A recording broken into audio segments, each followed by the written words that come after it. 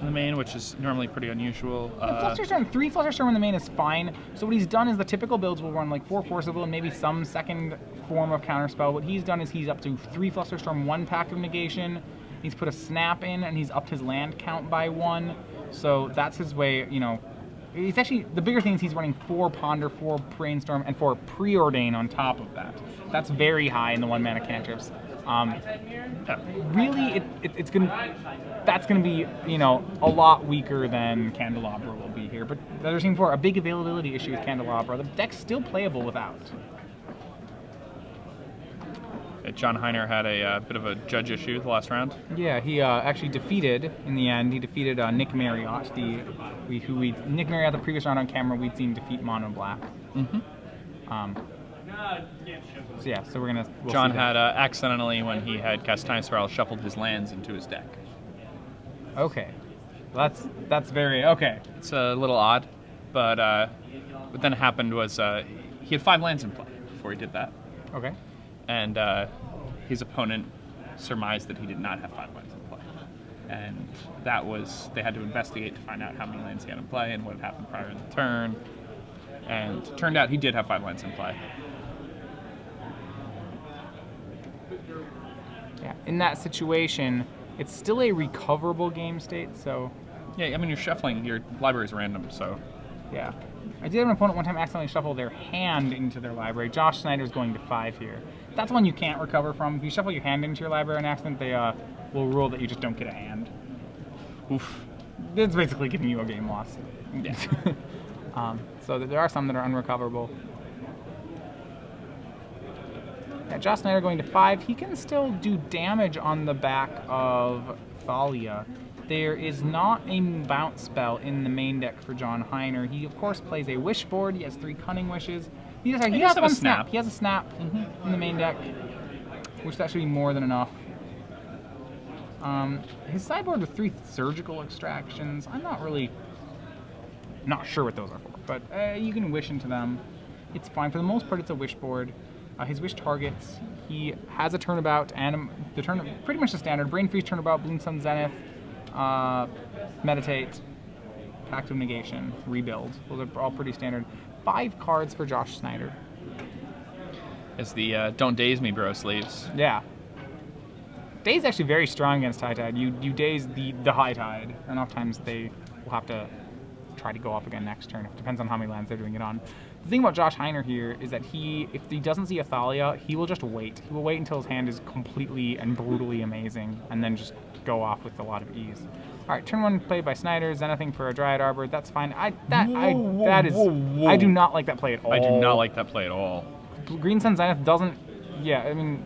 Okay, Hiner goes to 19. Just let him have his land. There's only 3 cards in his deck that matter, and they're named Thalia. You see people force fulfill these turn 1 mana guys way too often. I mean, it's basically like saying to your opponent, like, oh, you just pay 1 green mana to him to Turok me and deal me 1 damage. Yeah, so John will play Island. Yeah, he doesn't. The Preordain would have been great. He doesn't need that.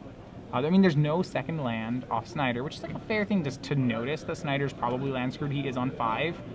And then he just turn 1 brainstorms. He end-step brainstorms. I don't like that either. Well, no, your opponent is stumbling so hard that you should just draw a card and be really greedy with the brainstorm. John doesn't need to be a lean combo machine. He can just, that rhymes, sorry. He doesn't need to be lean at all. He can just make land drops, sit here, and just build his hand to be amazing. And yeah, counting the land, all right, second land, Pride Mage for Snider. No Candelabras in Hiner's deck, so that's just going to be a 3/3, but it's a clock. It means Hiner has to, take some time in comboing. Third land, no reason for Hiner to do anything yet. He'll pass the turn. And Hiner, the thing is, if Hiner had the Force of Will here, he could just keep waiting. He could keep waiting until the only thing you need to force ever here is Thalia. Yes. Post-board, you need to force Green Sun Zeniths because of Gaddock Teague. Umazawa's Jite. That's fine. You do not need to contemplate about forcing Jite. All right, cool. End step, he's going to... Intuition. Or maybe Meditate. Okay, he'll Intuition. It's like your easiest... It's your only tutor that actually finds Time Spiral in the deck, so you usually end up Intuition for Spirals. If he has a Spiral, he'll go for High Tides. Okay, looks like he has a Spiral. It's interesting, I play the other art of High Tide when I play High Tide. Very, very big difference. The fishies? I like the one with the fish on it. That's, yeah, so. Yeah. I don't know, I think kind of a misplay right there. Definitely a misplay. Fishies, come on. If you get to play a card with an animal on it, always better than playing a card that does not have an animal on it. Okay, it's going to crack fetch land. Yep, And one of the cracking things Polluted here is Delta. Hiner probably has the ability to go off right now, but he Yes. shouldn't. So for those kind of players, because Yeah, I mean, no, there's I mean- here there's a chance he could fizzle, whereas well, here's the chance he could. I He mean, waits if he 2 has a turns, force of he will, can't. there's no way he should. And he's gonna go for it. I think this is a pretty common mistake. Like, oh, I have it. I gotta do it. Like, the only thing you're worried about is Thalia. He has a Merchant Scroll. I'd Merchant Scroll for a Force of Will and say go, and then I would draw cards for 3 turns. Because as long as I have Force of Will for Thalia, I don't care, you know? I mean, as it is, Hiner almost certainly to get it here. Two tides 4 in blue play. in pool now. Yeah, 2 tides in play, 3 blue in the pool. 4 blue. No, you're right, 4 blue. He's going to cast Merchant Scroll, going down to 2 blue. He's going to scroll for Turnabout. Yep. Almost certainly. It's like, so yeah, building up some storm. His 3rd storm spell will scroll for Turnabout, and then Turnabout into Spiral. Yep. So Yep. Turnabout here, 2 blue floating. He will get 1 blue floating with a Turnabout. Yep, tap that. 1 blue floating. Goes up to 13 blue after tapping those 4 again. Just, I think I want to stress the point. I mean, okay, this hand is pretty solid. Maybe you don't need to wait, but there's no reason not to. If you have the Spiral. So, okay, it's gonna tap out, so that will put him up to 13 blue mana. Or he's leaving 1 island untapped. I think he's tapping them all. He's just kind of okay. throwing them all over. His opponent's gonna be like, please So, be, okay, please be 13. more deliberate.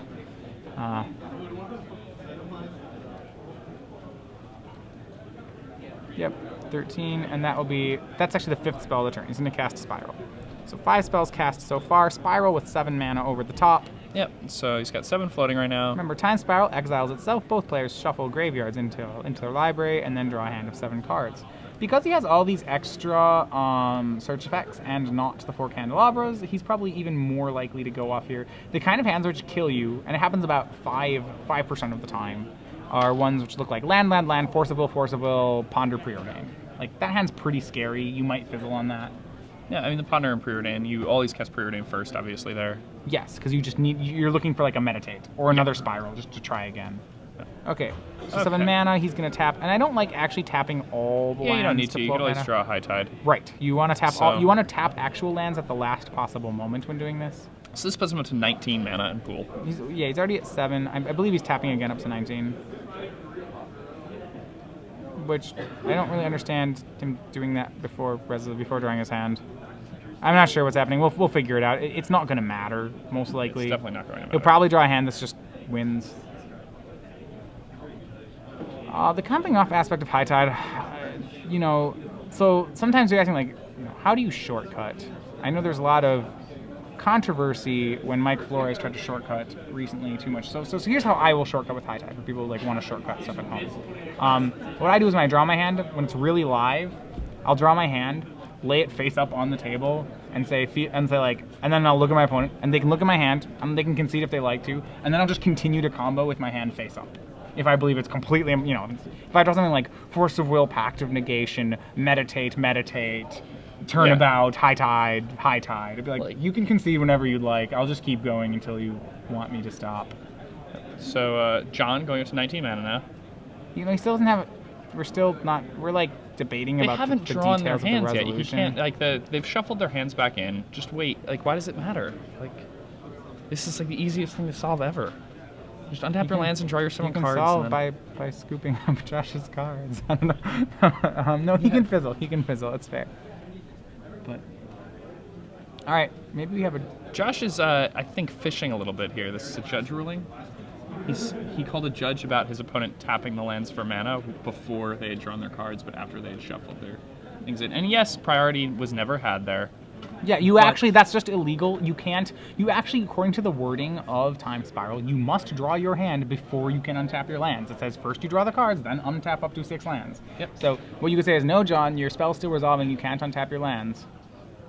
So High Tide, Time Spiral's so this is fine. I don't think John has done anything remotely close to a legal he does not procedure get a warning here. Yeah, that would be ridiculous if he got a warning for that. Yes.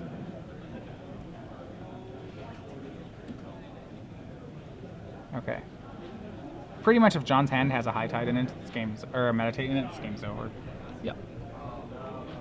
For those of you unaware, what John will eventually do is Brain Freeze his opponent, or maybe Blue Sun Zenith him. I usually Brain Freeze them. It's taking a while. Yeah, I don't know. There's some This sort of is- judge. John had a pretty intricate judge call last round, and I almost feel like his opponent knows that John has some warnings going on, which I think is unnecessary. The one thing I did notice is that John is kind of sloppy at comboing last time. Yes. Which, don't do that when you're playing a combo deck. Rehearse your moves a little bit, if at all possible. Okay, John draws a Merchant Scroll. Like, wins. to be honest, yeah, the game's he has it. It's 2 High Tides resolved, 7 mana. Merchant Scroll wins, but you know. So this is like the situation where I would show my hand to my opponent and just start comboing face up. Like, all right, you can make me play this as much or as little as you want. John still has the ability to Merchant Scroll into Intuition into Time Spiral right now, so he can like have a second shot even if the rest of his hand does nothing. John drops to 5, 6th spell of the turn. 6 spell of the turn, down to Yeah. 4 mana, or 5 mana. After he double 7 to 5. spirals, that line's no longer open because there won't be 3 spirals left in his deck. Instead, he's getting Meditate. That's completely reasonable. Of course, it's great. Meditate's a great card. I think that might even be what I would do. It's fine. I mean, it depends what the rest of your hand looks like. If the Yeah, rest I of don't your know hand what is his very hand is. blank, it's oftentimes correct just to go chain to the spiral there. And that's completely reasonable also. Alright, so he's going to Meditate, 7 spells, 2 mana, draw 3 cards. Josh get 4 cards. Sorry, cost 3, draw 4 cards. Josh will skip his non-existent next turn, or John says his next turn doesn't exist. So cards amazing when you're comboing out. John with 800 cards in his hand. It's kind of what I have a phrase. I refer to this as garbage time of the game.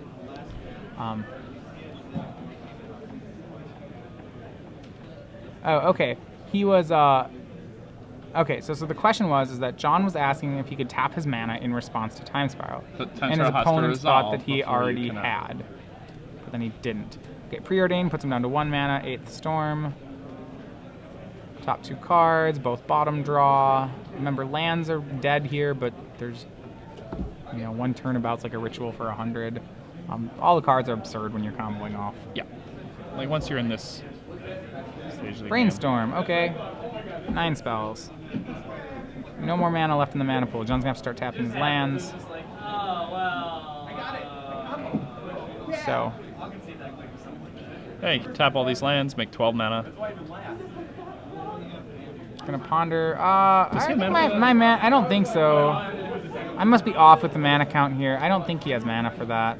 Because he had 7, then he went 7 into Scroll, into Scroll, Meditate, Meditate, into into Brainstorm, 2. into Pawn, into Preordain. I think he's out. Could be off by 1. Doesn't actually. Joke is that it hardly matters. As long as he has 1 turnabout, he has approximately a zillion mana. But I mean, he should have the turnabout if we're not off here. I think I must have miscounted at some point here. No. Okay. He's just using mana he doesn't have right now. So we think he's at a 2 mana deficit. Yep.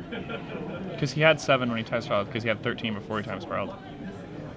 Correct. And All right. Tapping for 12. Put some, I think, to 10, but I mean, the thing is that it doesn't really affect the outcome here, but yeah. He's going to snap. it doesn't affect the outcome of the game. No, I think, yeah. I think it's possible we miscounted. Either way, snap makes 100 mana. Yeah. Snap Competitors starting Ponder. round 1 have been a posted. supercharged ritual that also bounces opponent's creature here. Yeah, I mean, because he has the snap in his hand off there, so maybe he has to tap 1 mana, and like, he should get a warning to be cleaner. That's all I could see. You know, there's a turnabout in here. Yeah, like it actually doesn't matter, but he really needs to be cleaner with this combo. Yeah. Turnabout untaps his lands. Yeah, if you're not comfortable, just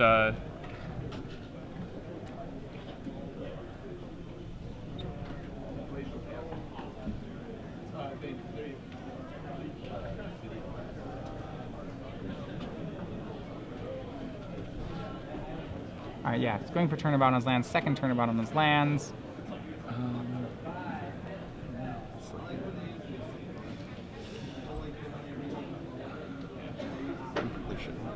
Okay, yeah. He's going to go for Cunning Wish here. All right. I'm going to go for Cunning Wish. I think actually, yeah, the game's going to be paused here for a second, I believe. Yeah, he did use mana that he did not have earlier.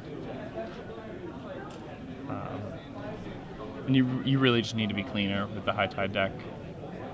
It's a very powerful engine, and he's gonna get Brain Freeze. He's got a lethal Brain Freeze here, and then this thing's gonna be lethal. Yeah.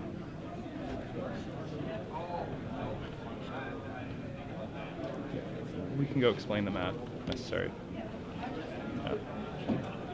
All right, so he's casting a Time Spiral here. This is going to get a.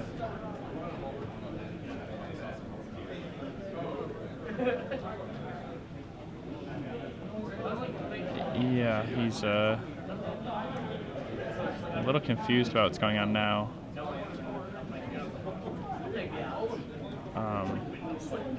But yeah, John, I think he has a lot of warnings earlier today. Once today, he accidentally shuffled his lands into his library with his Time Spiral. Then there was some discrepancy over the number of lands that he had in play. This match, we did just see him use mana that he did not have. He tapped an island for 1 mana, cast a High Tide, then tapped another island for 2 mana, cast a High Tide, leaving himself with 1 mana, then tapped another island for 3 blue mana, and then that left him with 4 mana. Then he tapped another one for 3 mana.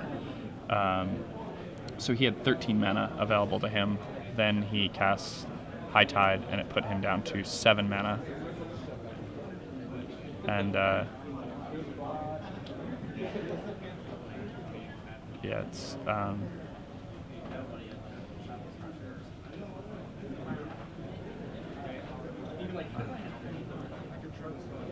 so okay. He forced his own Time Spiral while this was just happening. So that's just to build Storm. So at this point, he's already comboing out too much.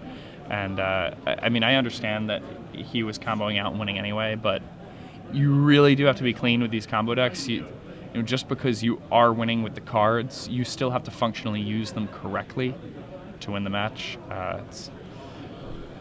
It's an awkward situation. I mean, you don't want somebody to get in trouble for this, but if you cannot technically maintain like a proper mode of play with the deck you're playing, you really like, High Tide is a deck that requires you like it also. And Matthias plays this deck regularly. I have played the deck before. I was a math major. Matthias is a math teacher. It's not like the math is specifically difficult. It's just that you have to do a lot of it very often, and it's very important to be clear with it and to keep a paper trail. So it's going to be very necessary for John to show us the paper trail that he has for this situation right here. And if you're unable to present a paper trail here, then it's just too much. I'm actually a little bit confused why we put High Tide under the camera. It's a deck that it fishbowls to a certain extent. All right, so John is getting a little frustrated. Obviously, I mean he's had last round he had some very odd judge rulings, and it's happening again. I feel like he is almost certainly tilting to a certain degree. Yeah, this is. Maybe we should cut back to me. I don't know. I feel bad. I feel like I'm like watching a car crash or something. Yeah, but I could talk about Magic. Excited. So I mean, maybe we could just talk about something else right now, because this is just a little bit of an awkward situation. So the upcoming PTQ season is Standard, and we just watched the Standard Open yesterday. Red Green Aggro ended up winning that, and Delver only put 1 spot to the top 8. This week there were a few articles on Star City, one specifically by Jerry that was on how to beat Delver. A lot of people probably read that article, and that probably helped people out a lot. Delver was the most played deck yesterday, and it still only put one person in the top 8. Red-Green did win the event, but a Frights player, Adam Boyd, he decided to go home and spend Easter with his family. So after splitting the top 4, he was able to go home. Now, the Frights deck was extremely well positioned in that top 4, and he almost certainly would have won the event. It's very, very hard for a red-green deck to stand up to Frights. So I mean, it's unfair of me to say he would have certainly won the event, but the same way, Frights was a huge favorite to win the event if he continued playing. I think Frights might actually be really well positioned right now. I have a few friends who have been playing it on Magic Online. You have a lot of options with your sideboard. You can, play some cards that, you can transform into like a Primeval Titan deck against control decks if you want to. You can play like a Lavamancer sideboard, like we saw Bill Lees do yesterday. The deck can take a lot of angles, and that's one of the things I like about it. It also just has access to the most powerful plays in the format. Turn 4 Elishnorn is something that you can't really do with most decks, but that deck has multiple paths to a turn 4 Elishnorn, and it's just really difficult to beat that in Standard. So, if you're looking for a PDQ deck, I know that I am looking for a PDQ deck, and that I'm going to be trying to play in some of these Magic Online PDQs in the coming weeks. But I think Frights might be a deck that you should take some time and look into and test, because it seems like that deck could do really well if red-green aggro picks up and becomes the deck of choice in the early PDQs. This judge ruling is still going on now. John Hiner did use mana that he did not have.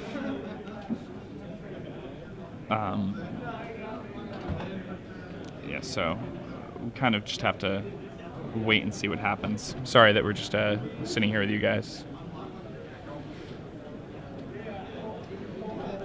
Now, other things, if you haven't read Brad Nelson's most recent premium column, he talks about all the different iterations of Delver, and he gives his opinion on what he thinks the strongest iteration of Delver is for the mirror, and what the strongest iterations of Delver are against other specific matchups. One of the true strengths of Delver is that when you're on the play and you draw well, you don't really have a bad matchup. So, I mean, that's a pretty big selling point, and that's one of the reasons why Fairies was so dominant for so long. There were cards that were good against Fairies, but if Fairies drew well and was on the play, it just didn't matter. You would win anyway. So it's a huge selling point for the deck. I'm excited to see what's in this new set. I'm sure they're going to give us more things that will allow us to, combat the Delver menace, hopefully anyway. There's the Miracle 5 damage card, which was put onto the internet yesterday. I saw it tweeted by Mark Rosewater. In Legacy, with cards like Sensei's Divining Top or Brainstorm, you can obviously set it up pretty easily. In Standard, it seems like a very volatile thing that people will be able to just 5 you out of nowhere. So I'm excited to see how that card ends up playing into things, and to see whether or not it can make red, come back and be a force to be reckoned with again. Now, still in turn 4 here on game 1, less than 23 minutes left on the clock, so we've already used more than half the clock on this game, and we're only in turn 4. John has had a number of warnings now for problems in play, and he did use mana that he did not have, so we'd called the judge to get it straightened out. I was like, yes, okay. I mean, you really have to keep a paper trail when you're playing High Tide. You really have to be clear about your plays. There was no way for him to lose this game. He subtracted incorrectly.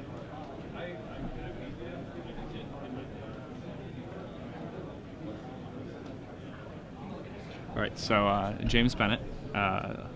I believe he's an L2. He may be an L3. Is he an L3? Okay. James Bennett, high-level judge, is involved in clarifying things right now. everything he has been doing would have been legal, but he didn't tap his mana for his spells. And the thing is, he casts multiple sorceries without tapping the mana. So it's just, I mean, you really have to be clear, especially in a deck like this where it's so absolutely crucial that every single factor, storm, mana count, just all of these things are so important to whether or not you're going to win, and the deck does have the ability to fizzle. You need to be clear, and it's just, yeah, I mean, he cast multiple sorceries without mana in his mana pool, and didn't tap mana in between them. So, that's a problem.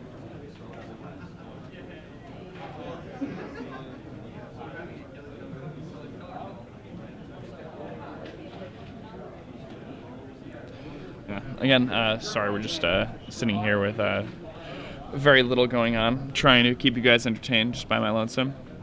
All right, Josh was getting up. Maybe going to take a bathroom break. Do you want to come back to me? Or I feel bad that we're just... I can just talk about Magic.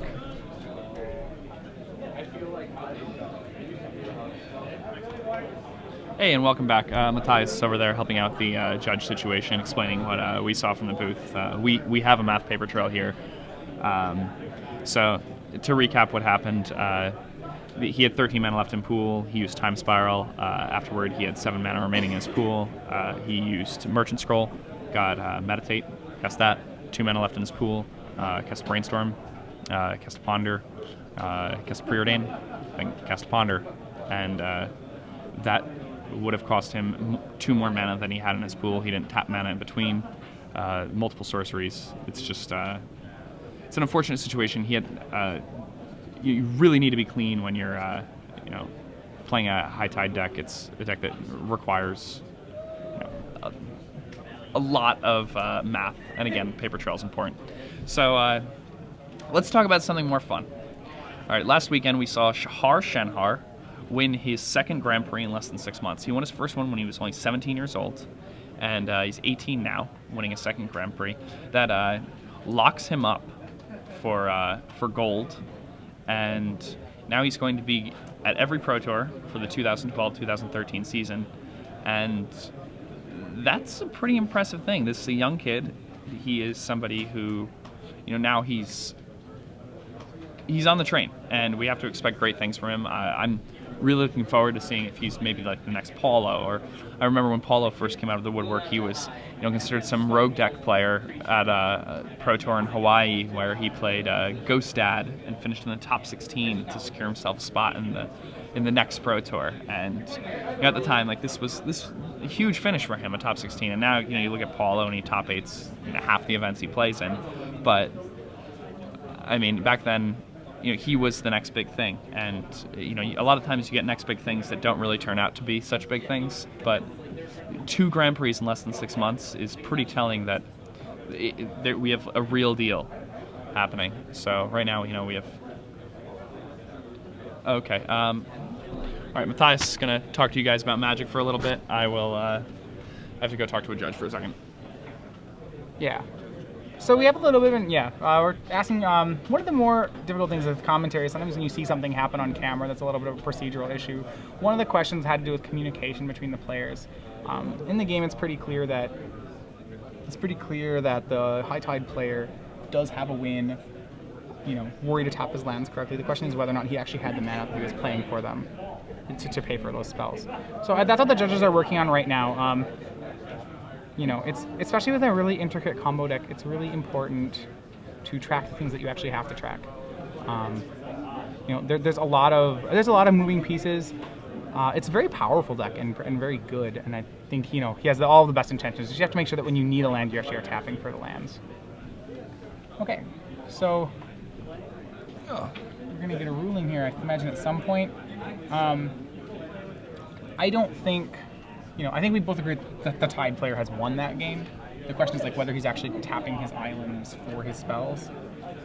Yeah, I mean, it's it's odd because you have to be really clear when you're playing a combo deck, especially a combo deck like High Tide, where things like Storm Count, things like your mana pool, all those things are extremely important in the process of going off, and keeping a paper trail and being clear with your opponent about what you have in your pool and how many spells you've cast at all times is something that's extremely important.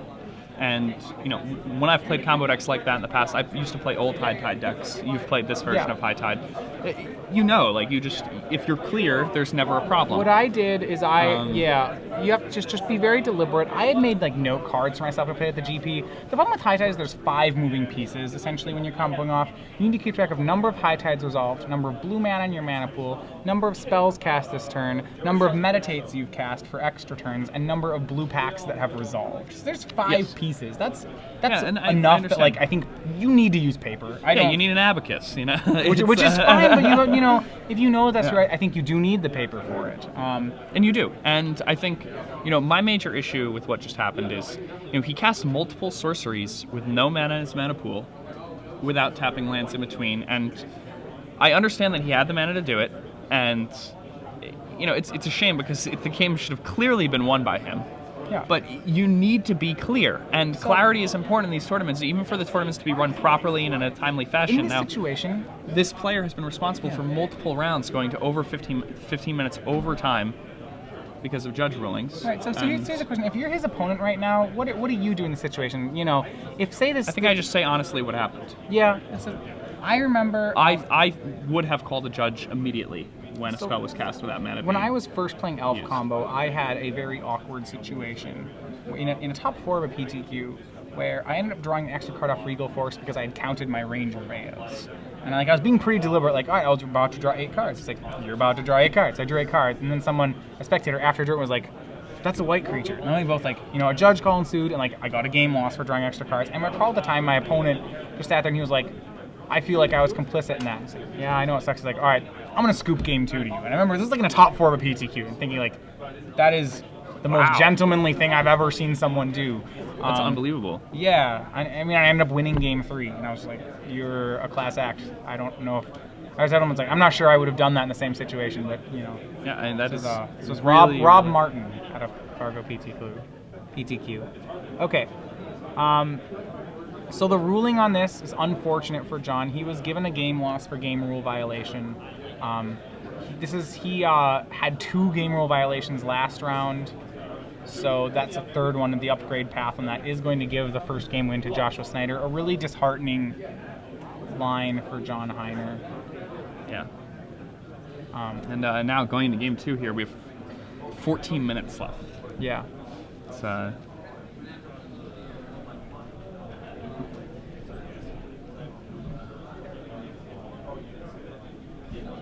Yeah. Okay. So Josh Snider up 1-0. John Hiner gets the chance to do, gets to be on the play. It'll be a little trickier. Joshua Snider will bring in a Gadok Teague, which he has Zeniths for in this matchup. The thing is that actually, were I to have to start down a game against, I'm High Tide, I am down a game against Maverick, I actually still feel like I am the odds-on favorite to win the match. I feel so strongly about the matchup. Yes, I also feel like he's a favorite. The problem is that I do not think he has time to win the match. Well, they probably are given a large extension. That was a fairly lengthy judge call. Yeah, they probably do have a long extension, but in the same sense, I mean, John needs to slow down, in my opinion. He needs to... He cannot, you can play fast with High Tide, but if you play fast with High Tide, you need to be clear and fast. Yeah, and that's my thing about clarity is the most important thing. When I said about my strategy of, after I feel like I've gotten a live spiral, I just play my hand face up. What I'm doing is I'm inviting my opponent to speed this up. I will continue for as long as you wish, but I will let you look at my hand to see, just how dead you are. I played a future match against Ben Stark, and what I actually did is after I spiraled, I laid out my hand. I just verbally said, cast this, burn some cantrips, go get brain freeze you. You want me to do it? And he was like, nope, that's okay. It's like, all right, cool. And I kept running plays like that. It was. Yeah, and I mean that's definitely a good thing to do. And just to be fair, if I say that aloud, I am not under obligation to then execute the line I just did. So if say I do that and then realize my line was bad, I'm not giving myself a game loss or anything. So you're allowed, you're allowed to do that kind of shortcut. If you're another person, you're also allowed to hear that shortcut and say, do it. In theory, I could suggest a shortcut that's illegal and try to sneak one by you, though it's not really my style. I know other people will do that. So you can also make a combo player do their entire combo. Yeah. There are some people who get sneaky in that way and try to steal games. There's also, and I want to know what your thoughts about. I don't appreciate that. No. I want to know what your thoughts are on this. Say Josh was not going to concede, okay? At all. Doesn't believe in the concession, right? What is your opinion on John Hiner? So High Tide's a kind of deck.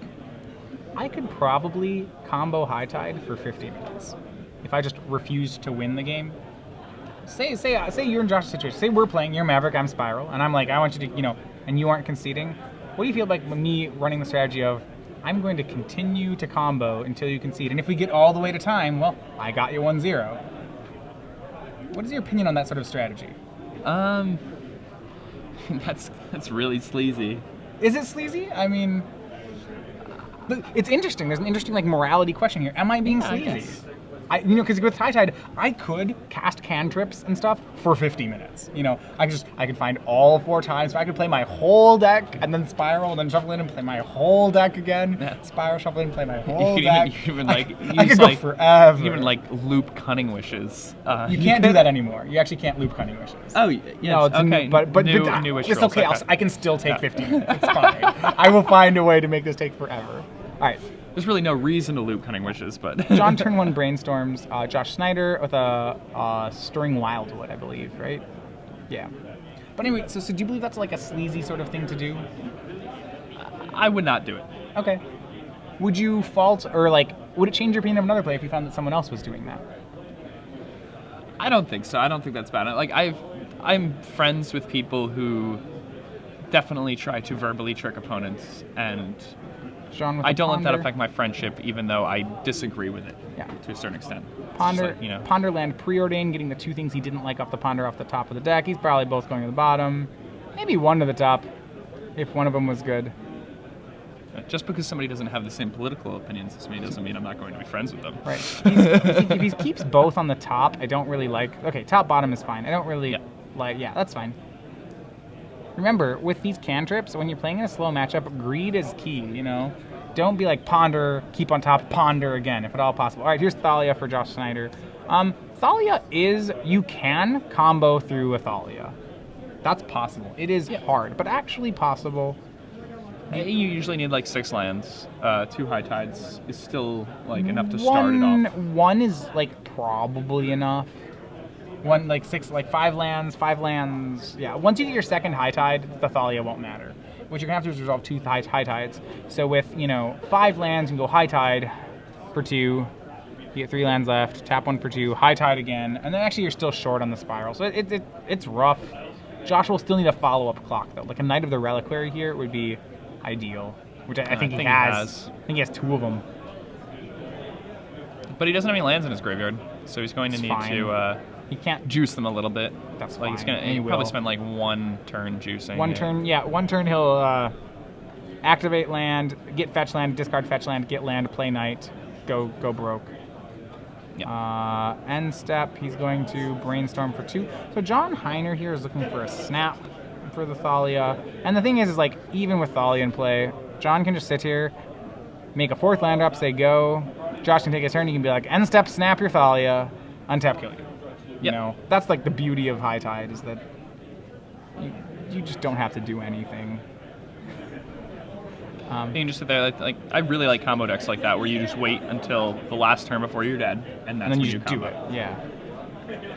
The best part about High Tide is the 2 things you need to play it are you need to be clear and you need to be patient. Are you dead this turn? No. Okay, don't combo. Swinging for 4? Okay, sure. I guess actually... Nah, I don't like the swing for 4 there. I was thinking about... The math is just wrong on that. No, I had to think about it, though. Another Knight. Pass the turn. No, I want my Knights to be bigger than Grey Ogre. Especially because if he has another 2-drop, he could play Knight and additional 2-drop. Gonna end step. Wipe away the Thalia. Alright, that means it's game time. It's gonna come back down next turn. Untap, here we go. Time for kill. It's gotta... Even with the stacking of the lands there, that's what I'm saying. John, be deliberate. The like, don't just have a mess of lands here. Play fetch, John at 19. Set a 19 here. All right, 5 lands, getting ready to go. All right. Those of you playing along at home, we're gonna count through. We're gonna count through this guy. 5th land. We've all got our pen and pads ready. The only reason he's cracking it is because this is the turn. All right. High Tide's resolved. One spell.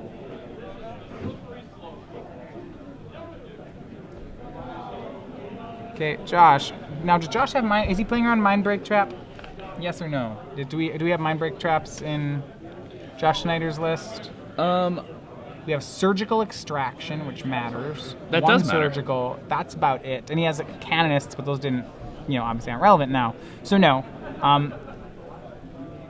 He'd cast second spell is what was it? Sorry. Is that another High Tide? Why Looks is- like it was another High Tide. Why has he tapped 2 lands for it then? I missed a spell in there. My apologies. Did he Merchant Scroll for Yeah, one? Scroll for Tide. Okay, so Scroll for Tide is the second land. The third land with 1 floating is the High Tide. Oh, no, he only casts 1 High Tide.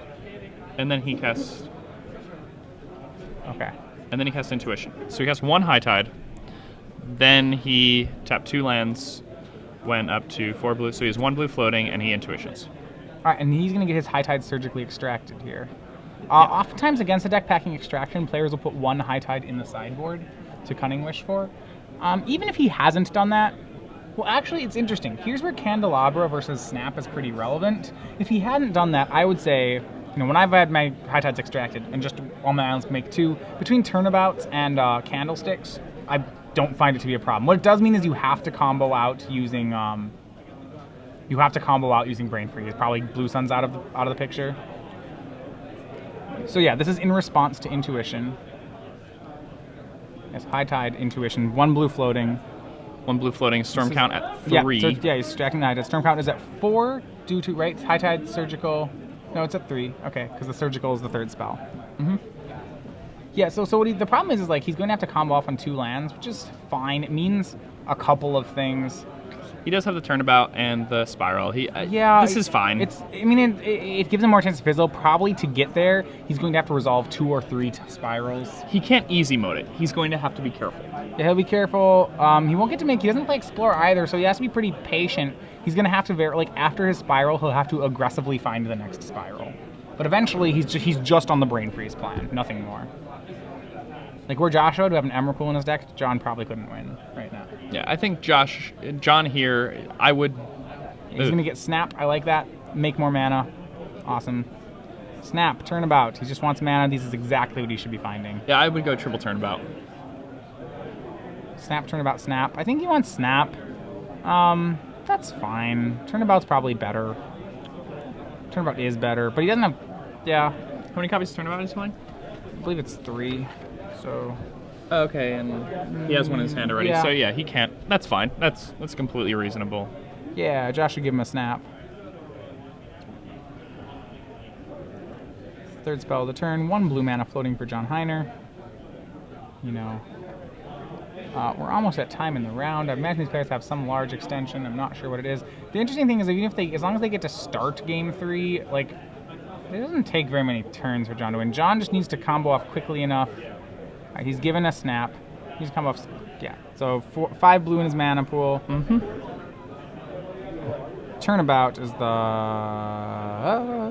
Turnabout puts him down to 1 blue. He hasn't and actually cool. cast it yet. Oh, he has not cast it yet. Okay. Yeah, he's being deliberate. I like this. He's going to his notepad a bunch. Cool. Turnabout goes down to 1 blue mana, 4th spell of the turn.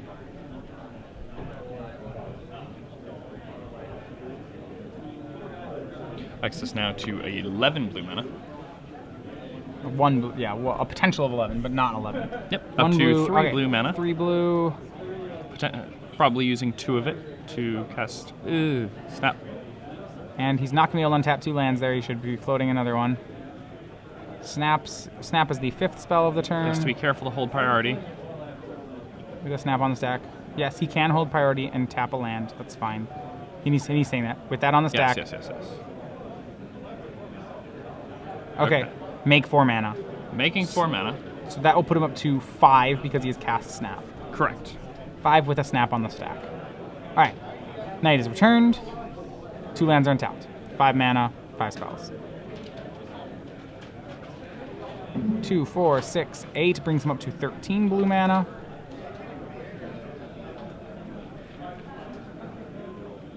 And they have a 10-minute time extension, and they're going to need all 10 of it. Looks like it. Going to cast Time Spiral, right? Yep. All right, Time Spiral is the 6th spell of the turn. It will cost him 6 blue mana. He has 7 blue mana floating. Will untap all 5 of his lands. And again, 13 goes to 7. Oh, is he getting extracted here again in response to Spiral? No. All right. Make sure the High Tides are out of his deck, correct? Yes. Yes, we need to make sure the High Tides do not get shuffled in. What are the white cards over to the side? That's paper. That's probably paper. Yeah, that's paper. I hope. I hope they're like, oh, that's my hand. Oh, no. That's my hand from last game. No, they're not. That's paper. All right. John all but on auto mode. Josh has some surgical extractions. It John did not needs to play matter. quickly now. Because of surgical extraction, John needs to make sure that his first Cunning Wish he casts goes for Brain Freeze. He can't let his wishes get extracted, because then he cannot win, because the Blue Sun Zenith option is really no longer open to him. Other than that, I don't think there's too many ways for him. You know, his only other risk is fizzling. All right, 7 here, almost certain to hit. 7, 1 tide. So islands make 2, spells are 6, blue mana's at 7. Joshua, flipping to another surgical extraction. Be good. I mean, like I said before, all it actually means is that his first wish will have to... Okay, up to 11 blue mana. He's going to snap. Snap brings him down to 9 blue mana, and that is the 7th spell of the turn. Legacy Open players, that is time in the round. Surprise time in the round there. Take an additional 5 turns. All right, so we're on a 10-minute time extension. It's currently 4:30 here, so about 4:40 they'll be out of time. I mean, all they have to do is start the 3rd game. Yeah, if they start the 3rd game, then it's possible for John. Yeah. Players in the Although he will be on the draw, so he'll only get 2 turns. 8. Preordain is the 8th spell of the turn, and John with a Force of Will in his hand pretty much makes this academic. He's just got to go quick. That's all. I know. I don't think he's going to, because there's too much. All right, to 10 blue mana, and he'll brainstorm. Yeah, now he's just 9 blue, 9 blue, 9th spell.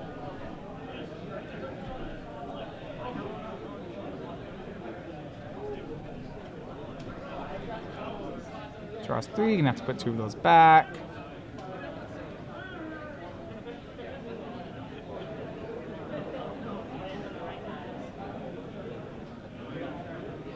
All right, which ones he put? He's gotta put 2 back.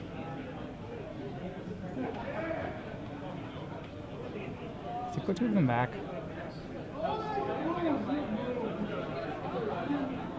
You gotta put 2 back.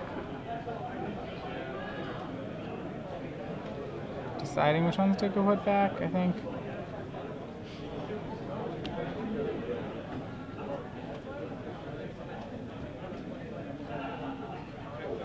Okay, there we go. Yes. All right, good. 1. And 2. All right, cool. Cool. A little worrying here. Okay. Preordain is 10th spell, 8 mana left. Shipping both to bottom and drawing. Remember, he just needs to play like a couple cantrips of Cunning Wish and a Brain Freeze. That's all he needs more to win now. Attention Magic players. He needs to find the Cunning Wish, but he has Merchant Scroll and such too. If you'd like to try to get Back up to 10. Okay, so 4. So now he's up to 16 mana. Step right up and do so.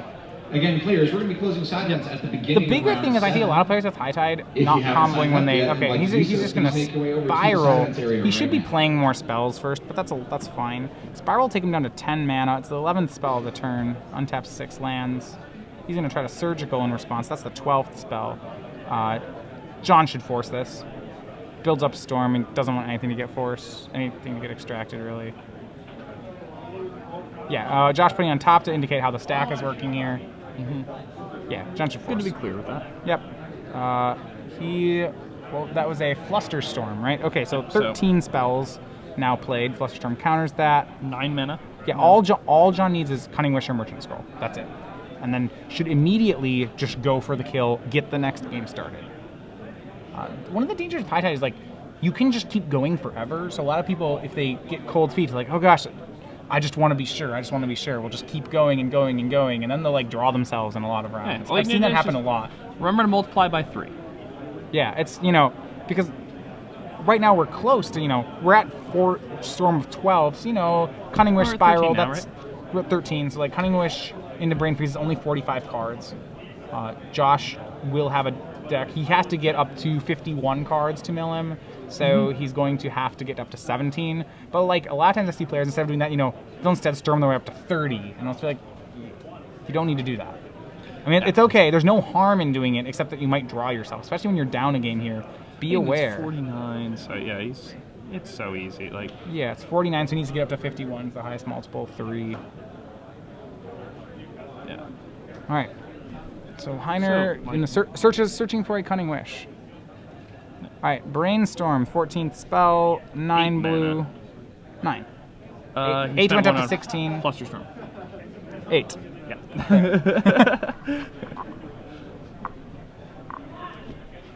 It's confusing. Not gonna lie. I get it wrong, and I play the deck. I mean, the difference between 8 and 9 here is really... Yeah, it's negligible. Okay, 7 for Ponder. That will make any Cunning Wish now lethal. So, at this point, sometimes I will ask my opponent, is it okay if I stop tracking Storm? Storm is lethal at this point. May I stop tracking it? You can ask him that. Right? If I find the Brain Freeze, you're dead. If I find the Brain Freeze, I guarantee it's your deck. More than your deck.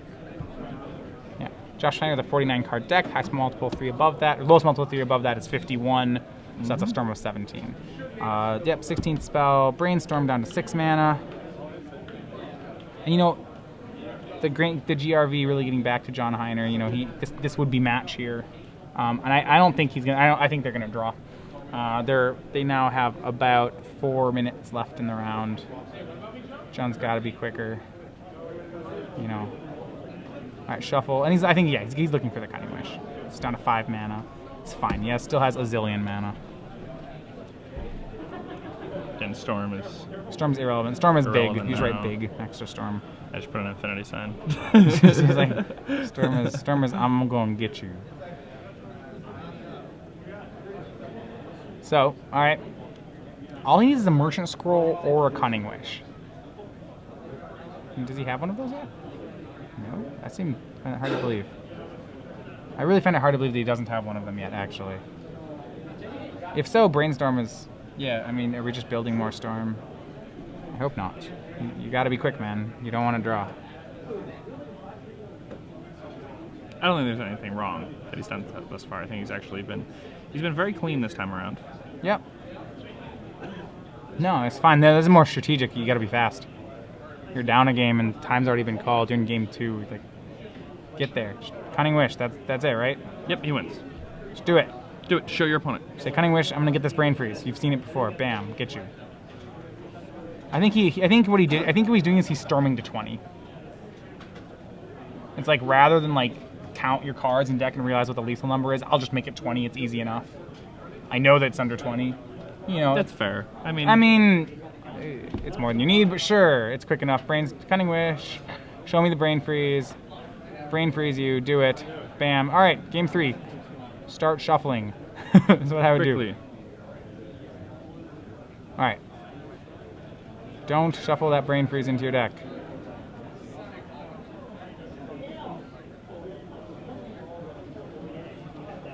Oh god, don't shuffle that Brain Freeze into your deck. Can we say the Brain Freeze is in his deck? Yeah, can we somehow tell him that? I don't know if we're allowed to do that. I don't know if we're allowed to do that. No, I don't think so. I really hope. Oh my, I hope they do not deal out hands. Please don't. Oh gosh. I do think that, yeah, I'm not sure if as spectators we're allowed to do that. A card getting accidentally shuffled into somebody's deck, that's not outside assistance. Okay, I think, stop. Yeah. Stop them quickly. Oh my gosh. David Gentry to the side events area, please. It'd David be funny if they made an Gentry announcement to the that side was events area, like, please.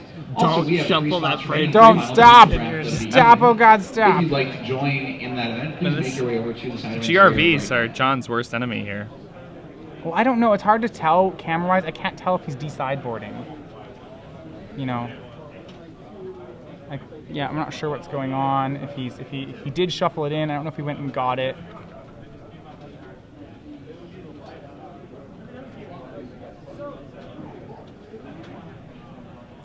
Yeah, I mean, I've asked before to not have high tide on camera, so I will Continue to ask like us. to reiterate that to the eye in the sky that high not- tide on camera is normally a terrible thing. We're not sure if he maybe boarded it out. Okay. I think. Yeah, so many things going on. A wish board. Just practice the deck to the point where you can do what it's doing. It's a great deck. It's loads of fun. If you like that kind of deck, I like that kind of deck. I like pretending like I'm playing against someone who's not there. I like ignoring what my opponent's doing. My deck's fun. I just want to Like play it the whole solitaire. time.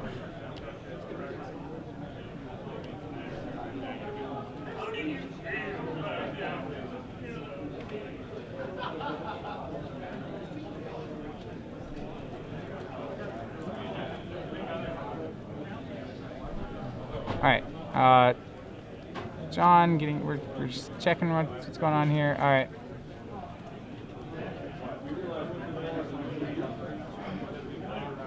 Just so many moving pieces.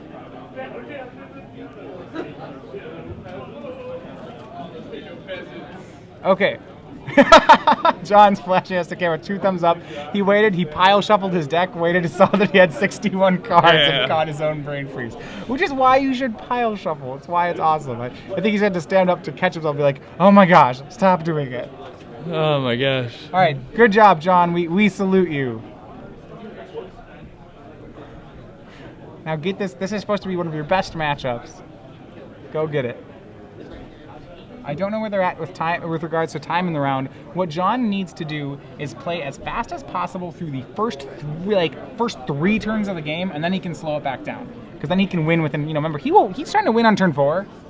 So okay, if John wants to win on turn 4, he needs to make sure that he gets all the way through turn 2, and then he can win in the 5 extra turns.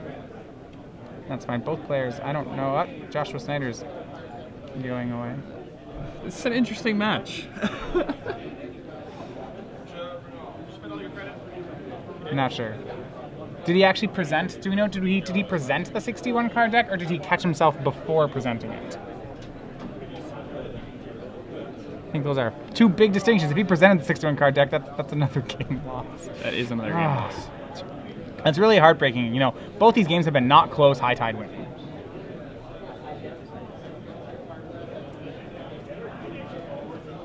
All right, and I think they had talked, and it looks like John conceded the match. So Joshua's going to win 2-1. Did they have time called there, or okay? So John presented